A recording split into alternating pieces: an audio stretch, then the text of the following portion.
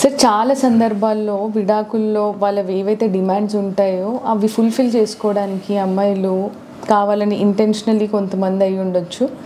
498A కేసులో అత్తమామల్ని అబ్బాయి వైపు బంధువుల్ని కూడా ఇంక్లూడ్ చేస్తున్నారు. అటువంటి సందర్భాల్లో వీళ్ళు కోర్టుకి అటెండ్ అవ్వాల్సిన అవసరం ఉందా? అత్తమామలు ఓల్డ్ ఏజ్లో ఉంటారు.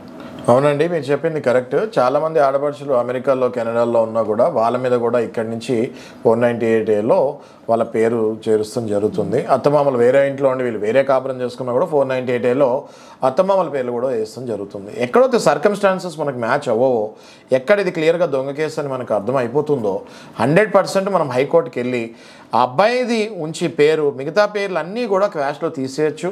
తీయలేని పరిస్థితుల్లో ఒకవేళ డిస్పెన్స్ ఆర్డర్ తీసుకొని వీళ్ళు ఓన్లీ ముఖ్యమైన ఘటనలకే కోర్టుకు వెళ్ళచ్చు. వేరే అప్పుడు కోర్టుకు వచ్చే అవసరం కూడా ఉండదు. ఆ అబ్బాయిని కూడా కొన్నిసార్లు క్వాష్లో తీసేయచ్చు సరైన సాక్ష్యాలు లేనప్పుడు.